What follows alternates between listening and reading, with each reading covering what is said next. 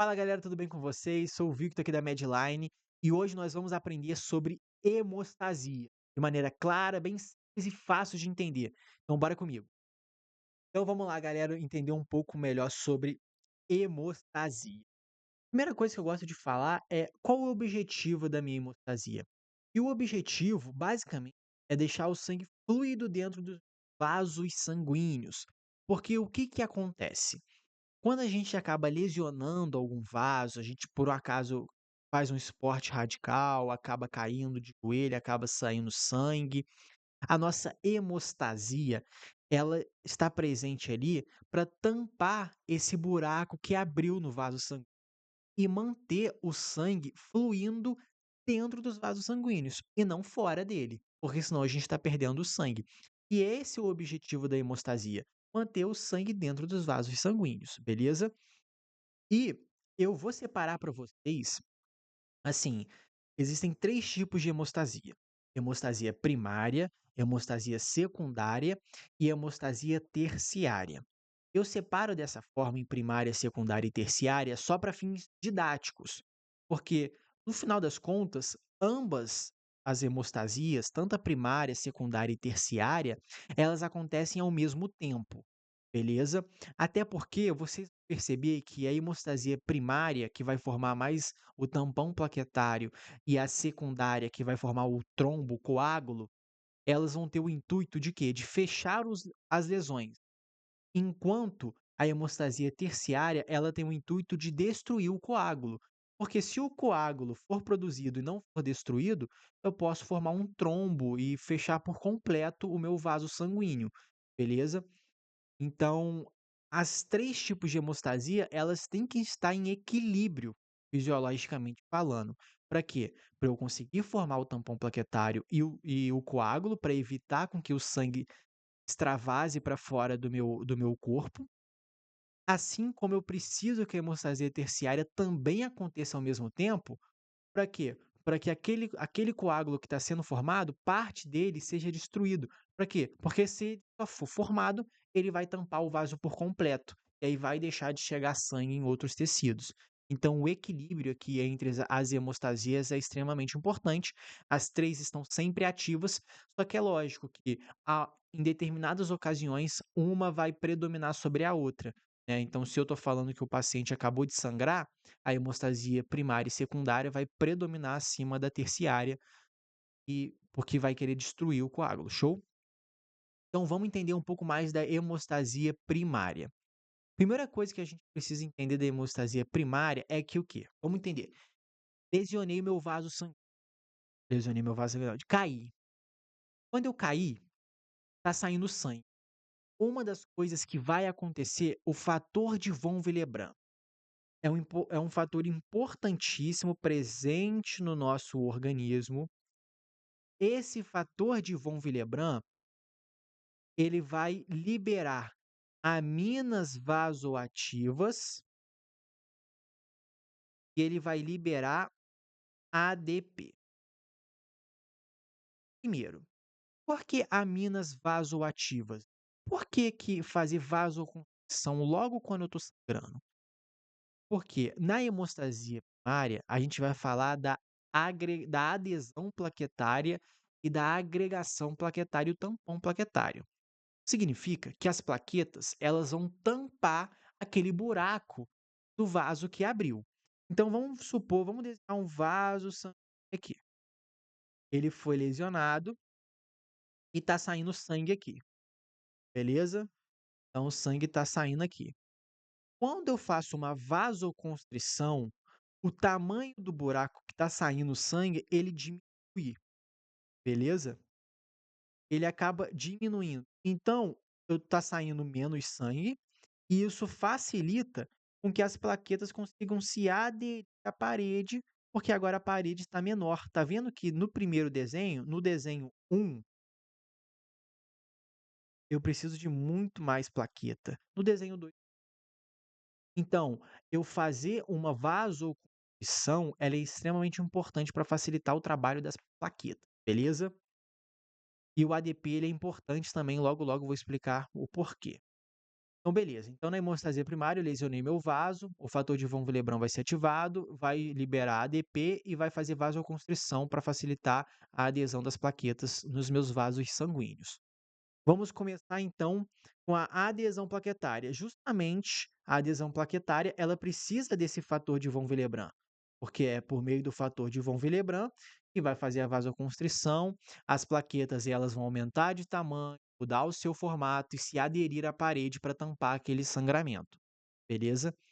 Aderir da parede, por isso que a gente chama de quê? Adesão plaquetária, porque elas vão se aderir à parede dos vasos sanguíneos. Depois que elas estão aderidas, elas vão meio que, entre aspas, dar mãos umas para as outras. As plaquetas elas vão começar a se unir umas com as outras e formar um agregado. Isso a gente chama de processo de agregação plaquetária. O processo de agregação plaquetária, para que as plaquetas consigam se unir umas com as outras, precisa de três coisas para acontecer. Quais são essas três coisas? Do ADP. O ADP foi liberado por quem?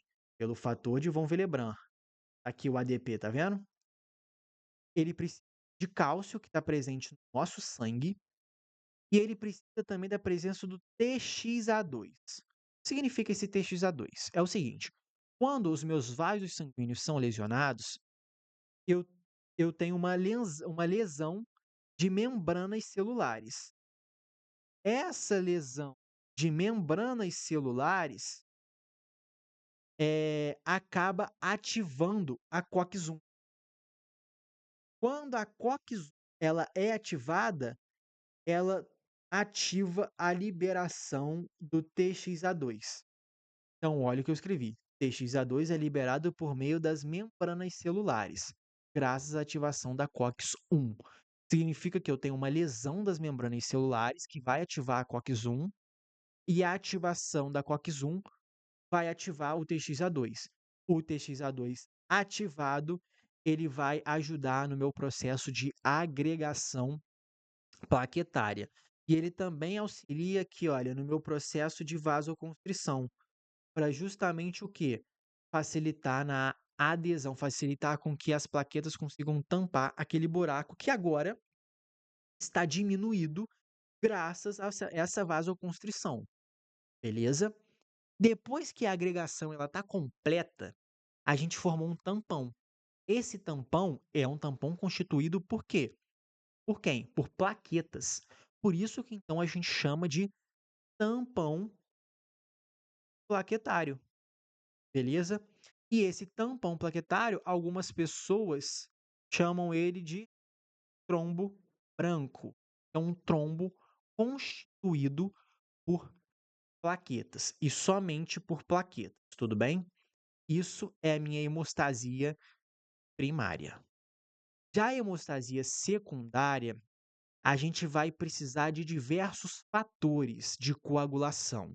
Esses fatores de coagulação são fatores sintetizados pelo meu fígado, beleza? E a gente vai ter uma cascata. A gente vai ter uma cascata chamada de via intrínseca, via extrínseca e via comum, como está no desenho aqui, beleza? Percebe que a via extrínseca, a gente só vai ter o fator 7. Enquanto a via intrínseca, a gente vai ter diversos fatores. Fator 12 ativado, fator 11 ativado, fator 9 e fator 8 ativado, beleza? E nós temos o fator 10. O fator 10, que a gente chama de fator de Stuart, que é o nome dele, é o início da minha via comum. Então, o fator 10 em diante, isso aqui a gente chama de via comum, tudo bem? Então vamos lá, a via intrínseca e extrínseca, elas vão chegar juntas no fator 10 e depois vão entrar na via comum. Vamos entender um pouco mais da hemostasia secundária então. Como eu disse para vocês, existem duas vias, intrínseca e extrínseca. A via intrínseca, ela vai ser ativada quando o colágeno do nosso corpo entra em contato com o sangue. Ou seja, quando o sangue extravasa para fora do vaso sanguíneo, ele vai entrar em contato com o colágeno presente na nossa pele, no nosso corpo, e aí a via intrínseca ela vai ser ativada. Então é quando o sangue entra em contato com o colágeno que a via intrínseca é ativada. Para a via intrínseca acontecer, para o fator 12, que começa no fator 12, até chegar à via comum, demora um tempo. Esse tempo, na via intrínseca, a gente chama de tempo de tromboplastina parcial ativada, ou a gente vai abreviar como TTPA, tempo de tromboplastina parcial ativada, que é o tempo que demora para a via intrínseca acontecer.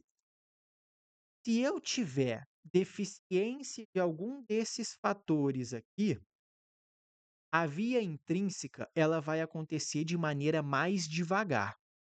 Ou se acontece de maneira mais devagar, daqui até chegar ao fator 10 vai demorar mais tempo.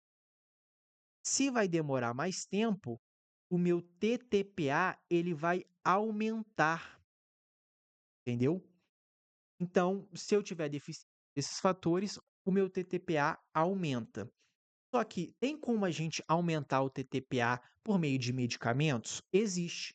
E um medicamento anticoagulante que age nessa via intrínseca, a gente chama de heparina. A heparina, ela é um anticoagulante que age nessa via intrínseca, aumentando o tempo de TTPA. Quando eu aumento o tempo de TTPA, eu não quero formar coágulo. Porque o coágulo, ele só é formado, e vocês vão entender como, quando a gente forma uma rede de fibrina. Então eu quero chegar aqui.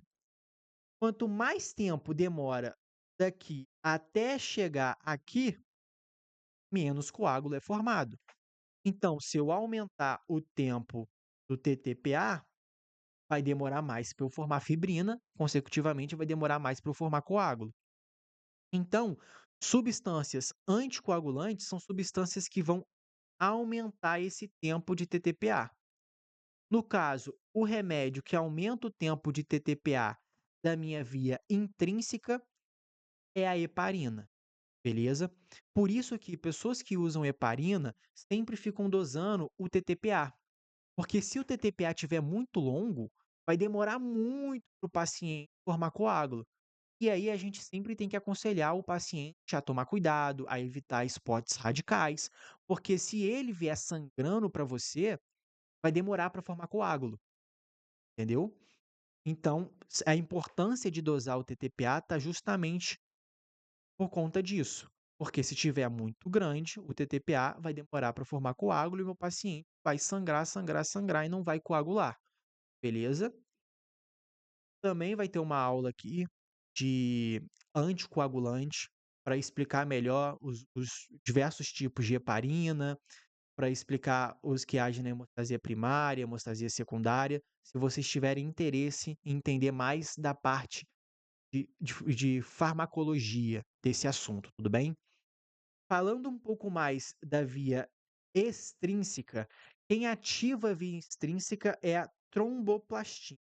É uma substância responsável por ativar a via extrínseca. E assim como a via intrínseca ela tem o seu tempo para acontecer, a via extrínseca ela também tem. E esse tempo, a gente chama esse tempo de taxa normalizadora internacional, ou INR, que basicamente é calculada pela trombina do paciente, que o paciente dosou ali no sangue dele, dividido pela protamina da pool, que seria a protamina de todos os pacientes que foram ao laboratório naquele dia, beleza? E aí a gente vai fazer uma média e vai sair essa taxa normalizadora internacional, e aí a gente vai ver se ela está alta ou se ela está normal, ou se ela está baixa, beleza? Se ela estiver baixa, significa que está acontecendo muito rápido, porque o tempo está muito curto. Entendeu? Então tá acontecendo muito rápido, então meu paciente tem risco de quê? De formar trombo. Agora, se ela estiver muito alta, quer dizer que o coágulo ali, ele vai demorar para acontecer. Então meu paciente, ele tem risco de sangramento, tudo bem? É o mesmo raciocínio do de cima. A diferença é que o remédio que age na via extrínseca, aumentando a taxa normalizadora internacional, a gente chama de varfarina. A varfarina, ela é um antagonista de vitamina K. E existem fatores, são fatores extremamente importantes para saber na hora da prova, que são fatores dependentes de vitamina K. Ou seja, esses fatores, eles auxiliam na coagulação e eles são importantes para a coagulação. E quais são esses fatores que são importantes na coagulação e dependem da vitamina K para serem ativados? Fator 2, fator 2, fator 7, fator 9 e fator 10. São esses 4 fatores que são dependentes de vitamina K, beleza? E um detalhe, todos esses fatores, eles dependem de cálcio, que está presente no nosso sangue, para serem feitos e serem ativados. Exceto um fator. O fator 11 é um fator que ele não depende de cálcio, beleza? Ele é o único fator que não depende de cálcio ali para ser ativado, tudo bem? O restante dos fatores já depende. Agora entrando na via comum, a gente falou que o início da via comum começa pelo fator 10, que é o fator de Stewart, beleza? Depois, o fator 10 ativa o fator 5, e aí ele vira o 5A, igual tá no desenho aqui. Fator 10 ativa o fator, ele fica o fator 10 ativado e ativa o fator 5. Aí fica, fica o fator 5A. O fator 5A, ele vai pegar o fator 2 e vai ativar o fator 2 em fator 2A. 2A, fator 2 ativado. O fator 2A, ele é ativado, ele vai pegar o fator 1, que a gente chama de fibrinogênio, e vai ativar o fibrinogênio. Quando o fator 1 é ativado, ele se transforma em fator 1A. E o fator 1A, ele é chamado de fibrina. É isso que eu expliquei aqui basicamente. Nós temos o fator 10, que é o fator de Stewart, depois nós temos a protamina, que é o fator 2. A protamina vai ser ativada e vai chamar trombina. A trombina vai ativar o fibrinogênio, que é o fator 1. E aí o fator 1, quando ele é ativado, ele se forma em fibrina. Essa fibrina vai formar uma rede de fibrinas que vai estabilizar ali o meu coágulo, e essa rede de fibrina, quando ela é formada, ela finalmente forma o meu coágulo, beleza? Então o coágulo ele é formado pela estabilização do coágulo, né, graças a essa rede de fibrina. Quando a fibrina é formada, a gente consegue a formação do meu coágulo, que deixa o coágulo já mais estável, tudo bem? E agora falando da hemostasia terciária, que nada mais é do que a destruição desses coágulos. Como é que é feito? Então, é um mecanismo fibrinolítico. Por que fibrinolítico? Porque ele vai destruir a fibrina. Se eu estou destruindo a fibrina, eu estou destruindo quem está dando estabilidade para o meu coágulo. Consecutivamente, eu estou destruindo, eu estou removendo o meu coágulo. Beleza? Primeiro, a gente tem o ativador do plasminogênio tecidual, que é chamado de APT. Esse ativador do plasminogênio tecidual, ele vai ativar o plasminogênio. O nome já explica o que ele faz, né? Ativador do plasminogênio tecidual, ativa o plasminogênio. Quando o plasminogênio ele é ativado, ele se transforma em plasmina.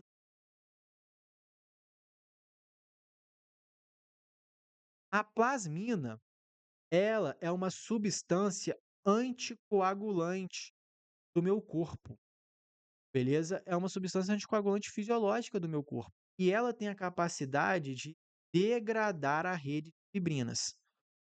Quando eu degrado a rede de fibrina, eu acabo deixando de ter aquela estabilidade, e aí eu acabo o quê? Destruindo o meu coágulo. Então, quando eu degrado a rede de fibrina, eu acabo destruindo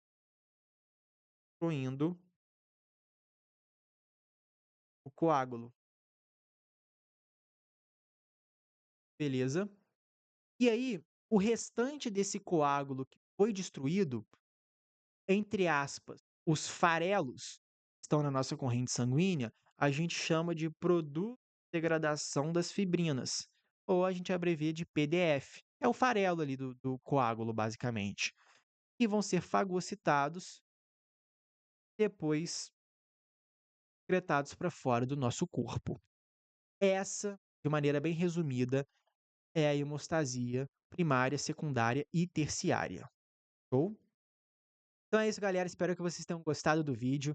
Deixa o like, se inscreve no canal e compartilha aí para os seus amigos que estão com dificuldade de entender o que é hemostasia, para eles começarem a entender agora. E deixa nos comentários aí um feedback para a gente cada vez ir mais melhorando a qualidade das nossas aulas, tudo bem? Um abraço, bons estudos, fique com Deus. Valeu!